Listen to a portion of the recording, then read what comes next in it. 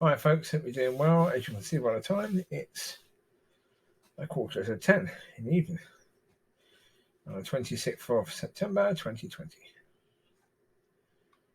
Well, Man United played today, and it was just as awful as you'd expect it to be. I mean, really, I was just thinking about it a second ago, and something makes an awful lot of sense. When Sir Matt Busby stepped down, the managers after him weren't terrible managers in any way, shape, or form, but they couldn't live up to the expectation and to the demands of being a Man United manager after what Matt Busby was able to do.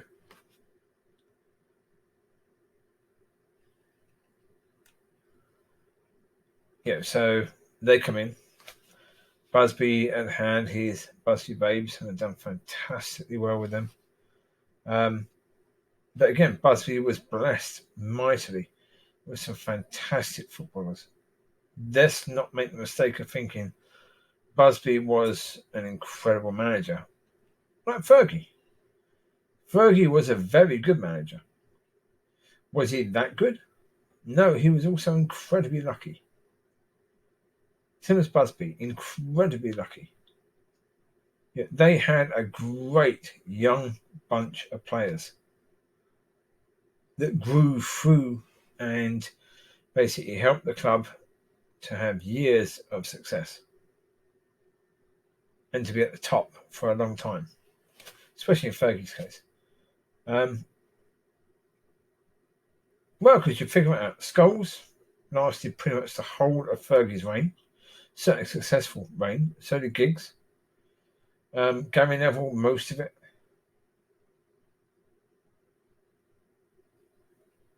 So that's three players who come through that youth system, who were there from the youth system right to the end of Fergie's time, pretty much. Gary Neville, not quite. He retired a bit before them, but not much at all. And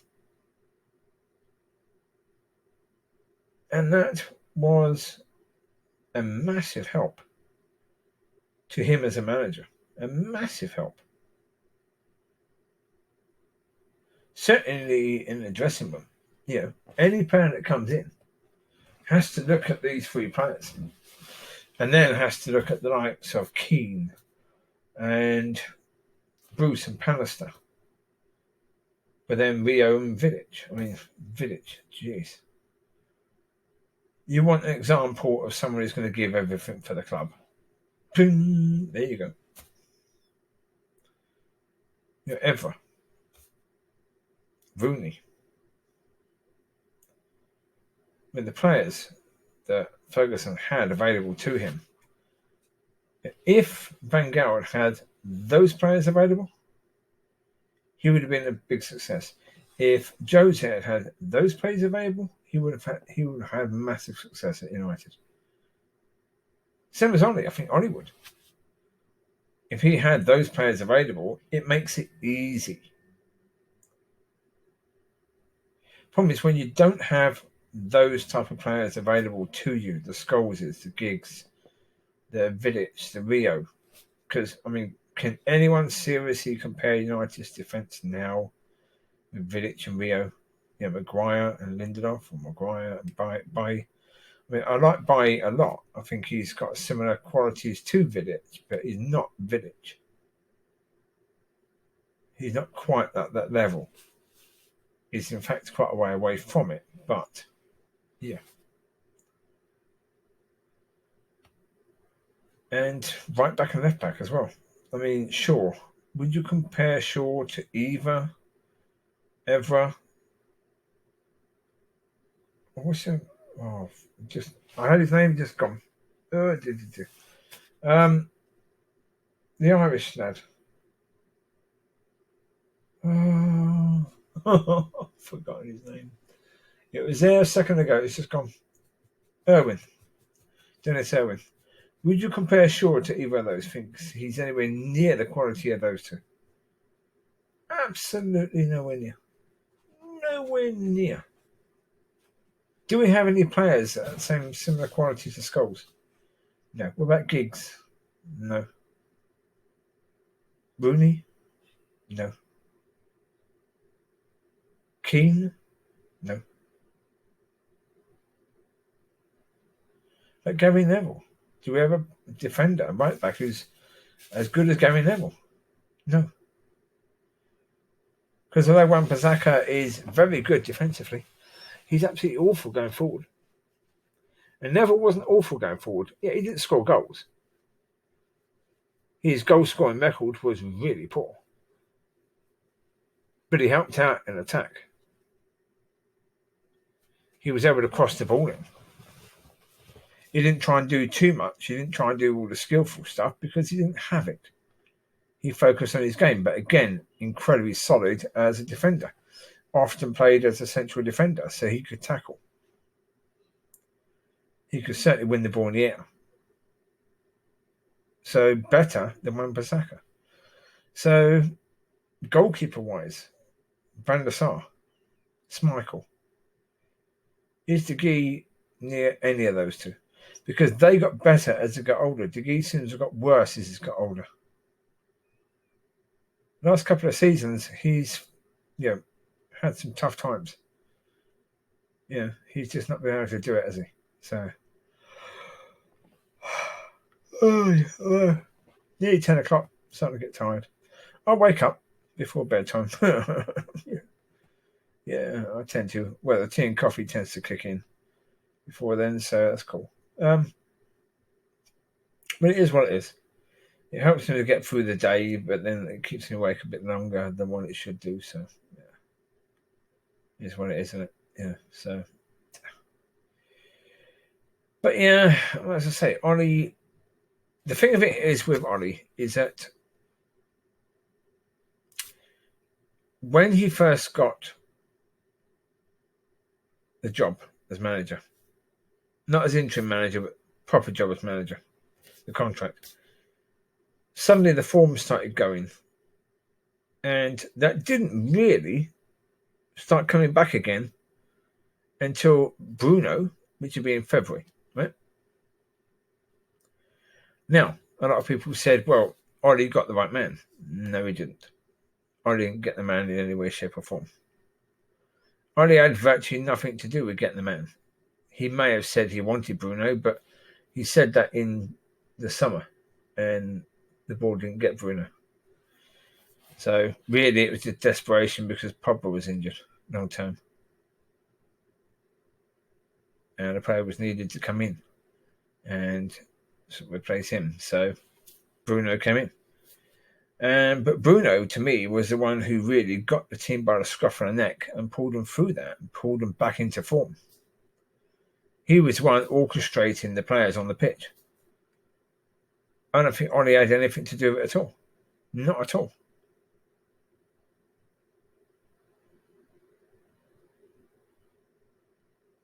And, towards the end of last season, about 5 games before the end, suddenly the form started dropping. They were desperately trying to get results at the end of the season, which they just about managed to do. They just about managed to get into the semi-final of Europa and then fluffed it big time. Because the form just fell off a cliff. And what we're seeing now is the same form as they had at the end of the season. Bruno and Pogba were struggling at the end of the season. Rashford was struggling at the end of the season. The players that are there to make a difference were all struggling at the end of the season. Maybe fatigue was the issue. Don't know. I mean, thankfully for United, when the football came back after lockdown, a lot of teams took a while to wake up. United tended to, they started a bit quicker on that occasion. And of course, they got some useful results in where other teams flopped. Chelsea, Tottenham, and Leicester, they all flopped. They all fell away a bit. But of course, they're all starting now better. Although Chelsea today struggled a bit. They were 3-0 down at West Brom. Not great, really. But Everton, at the moment, are the top of the league with 9 points. 3 wins out of 3. I don't know who did well for them today, but they've made some good signings, Everton. Done very, very well indeed. So, yeah, I don't know if those new signings have made much of a difference, but it was Palace that got beat. Palace, the same team that beat United. Everton beat them. I mean, yeah, James Rodriguez, again involved in the goals, which is fantastic for him. And fantastic for Tottenham, you have to say. Brilliant. They're doing incredibly well. So, yeah.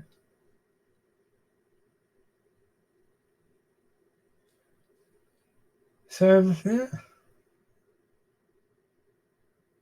As I say, for United, you saw with Moyes. Moyes made the mistake of he got rid of the backroom staff. That was a huge mistake. Shouldn't have done that.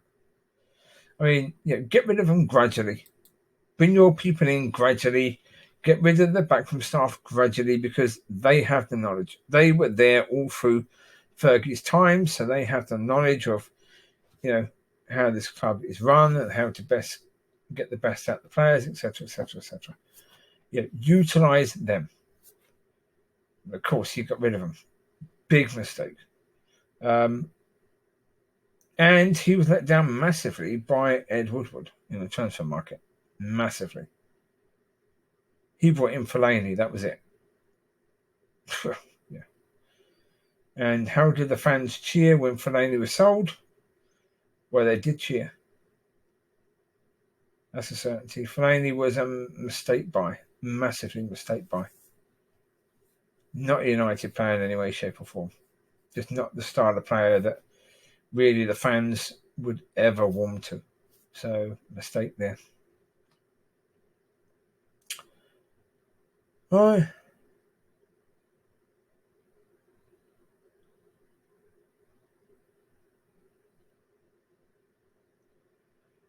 So, yes, that was Moyes. Louis van Gaal started well, brought in some good, exciting players. Started very bright, very cheerful.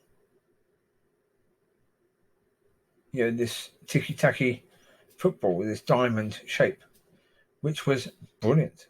They did brilliant at it. They were doing really well until they come up across Leicester. Now, of course, this was the Leicester team that went on to win the league. But Leicester beat United 5-3 in that game. That put the shivers through Van Gaal.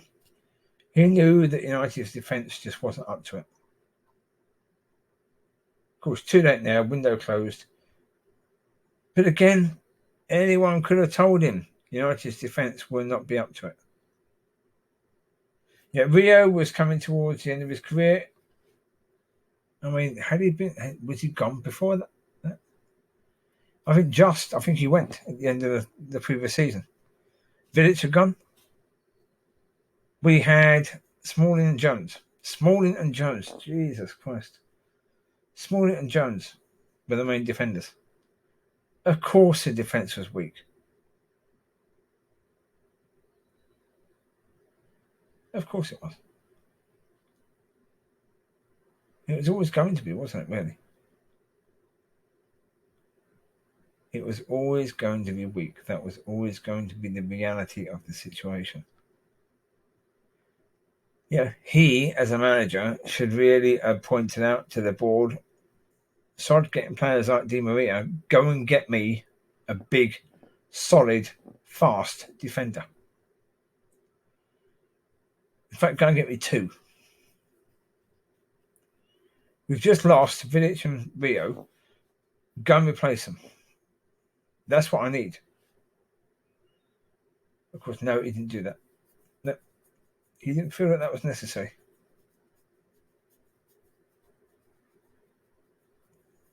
What he should have done was deal with that, but he didn't.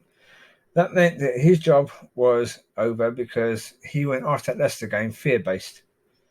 Said, right, we must protect the defence. So ticky-tacky football, gone. Diamond shape, gone.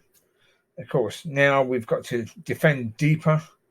We can't just attack with any venom. We've got to be very, very slow and methodical because we've got to make sure if we lose the ball, we can get back. Protect our defence. That's what protecting your defence is all about. So, of course, players like Di Maria didn't know what to blinking do. You know, I'm brought here to do a job. I can't do that job now. You know, he went from looking good when he first came in. He looked very good those first few games. Even that Leicester game, he looked very good. To all of a sudden, he's not really been able to get forward. When he does get forward, there's no one else forward, so therefore, you know, he has to go now. Bye-bye Di Maria. United paid a lot of money for him. Now he's gone. Why? Because they didn't sort out a defence. Balance is important, and the problem is in the club has been debalanced because obviously Gill left with Fergie, and when Gill left, who was going to manage the football side of it?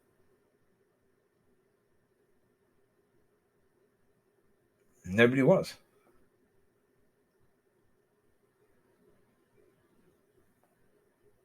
Nobody's going to do that. That's the reality. Nobody was going to do it.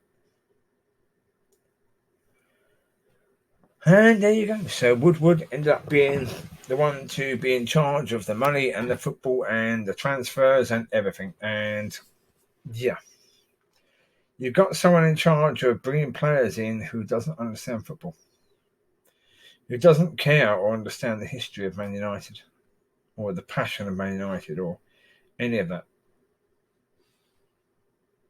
And so players don't really want to come.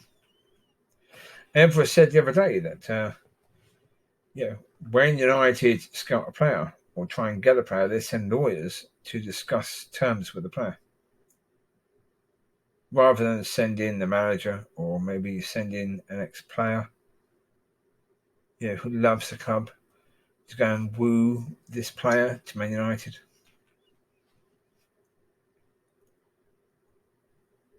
It's the unbalance. There's been an unbalance in the management of the club and the running of the club. So therefore there's often been an imbalance in the team.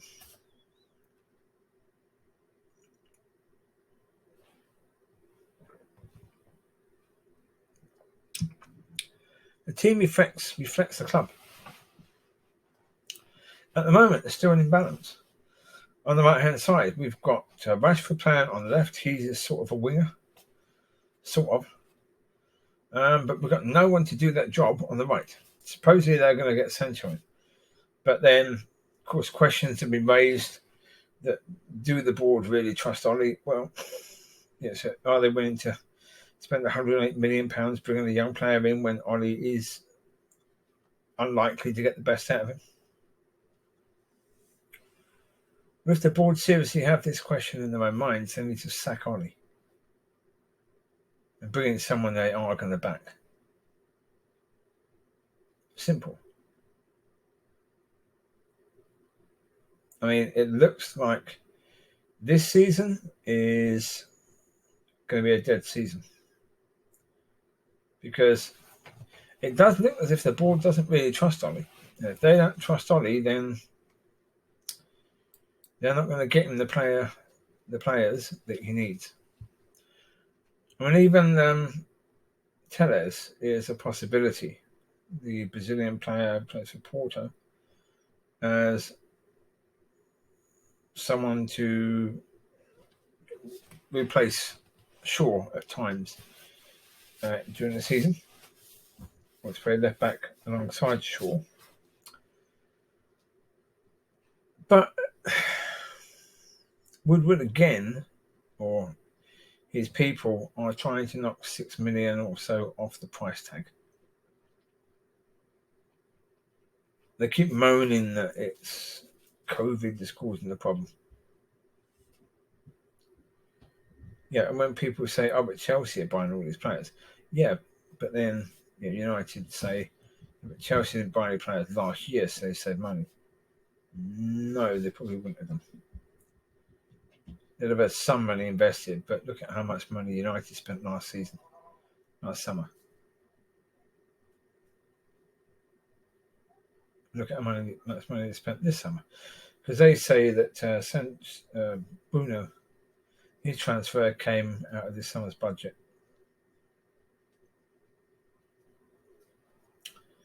Well, that was one way in January to basically say, yeah, this summer, forget us spending much money. We've just bought you Bruno.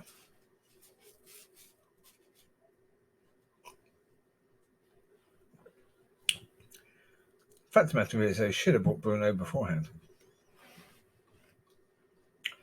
They should have bought Bruno in the summer last year, but they didn't.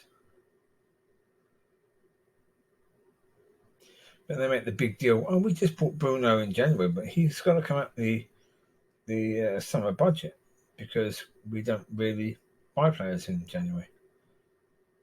Why not? It's a January transfer window. You should therefore buy players in January because it's a January transfer window.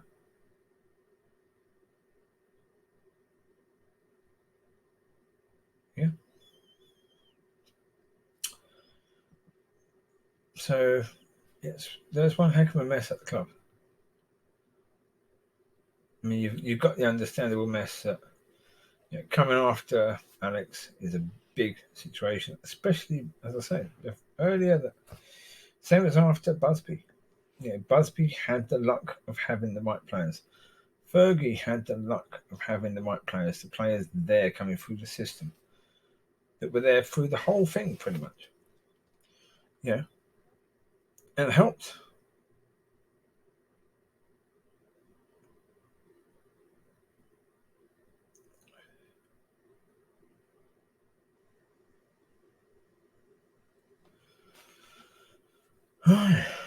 Well, yeah.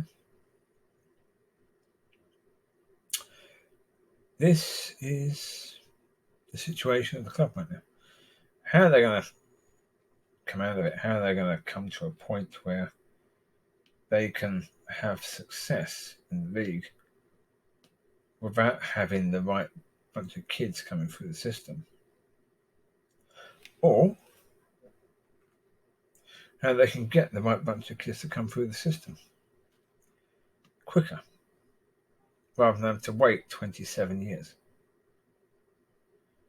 for it to happen again.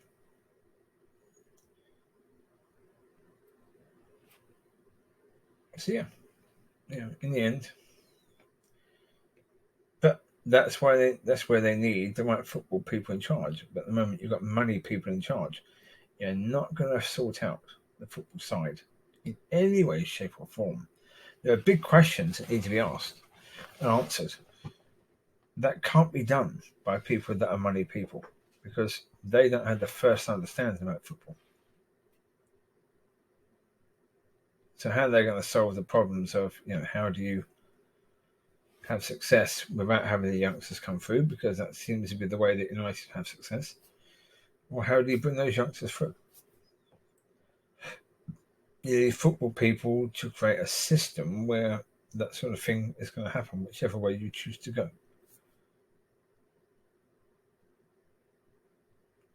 Or if you're choosing to go both directions. Go for both, and then if one works, great.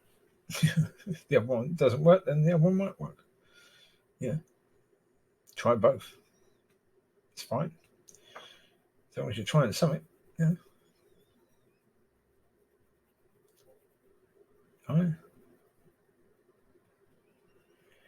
Well, there you go. That's the Man United situation. So, Ollie's in charge.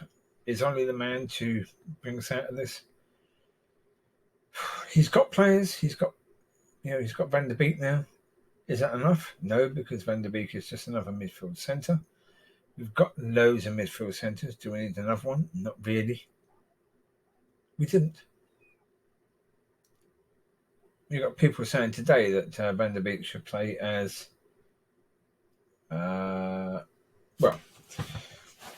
one suggestion that wasn't a bad one was having a diamond midfield where you have Matic at the back, Pogba and Van der Beek, and then Bruno just ahead. That would work. Or having Pogba just ahead, just behind the front two. It's called be a mischief in there. Would work. That could do the job. Problem is doing that. How many defenders you got, and how many forwards? You've got no width, then, have you? Unless you're using wing backs. And the problem is with wing backs, who are you going to use as wing backs? You can't use Wan-Bissaka as a wing back. It's not him. Doesn't do it. Which means you've got to bring in a right wing back because we haven't got one. Unless you go with Dalot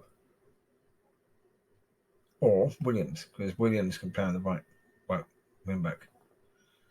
So, I mean, I agree to a certain degree with people that say that Wan-Bissaka should really be moved into the centre of defence because he's a good tackler of the ball. He's not good at the other duties that you should be good at on the right side of defence. Yeah, whether right back or right wing back. He hasn't got those skills. So, but as I say, you have got Dalot and Williams that can come in and do that. So, and we're Shaw over the other side. But, of course, you've got the problem there. If you're playing three at the back, and Wan-Bissaka is one of the central defenders, then you've got two wing backs, that's 5. Then you've got 4 in midfield.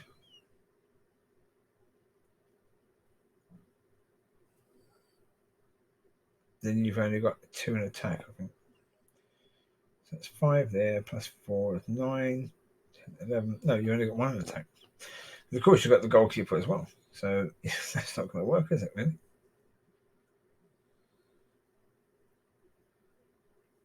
All right. Tricky. Isn't it? Formation is tricky.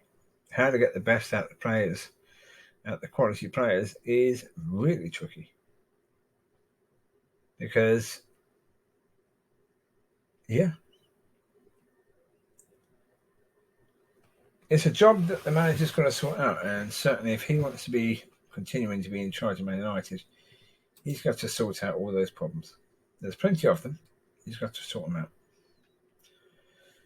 I mean, certainly against teams like today, half-time, you would expect United to come out and correct the way they play to stop Brighton to a certain degree, but that wasn't the case. It didn't happen. Brighton hit the post 5 times.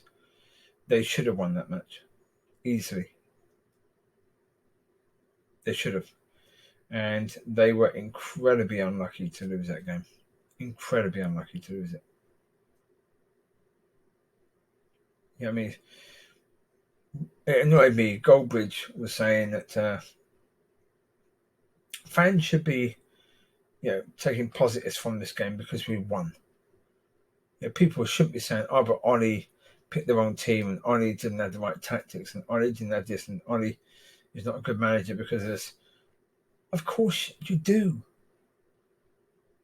With a game like today, you can't just look at the result. In a few years' time, we'll look back at the game and all we will see is the result because we won't remember the performance, hopefully. We hope not to remember performances like this. But right now, a few hours or less than a few hours after the game, of course, we remember the way we played, how awful it was.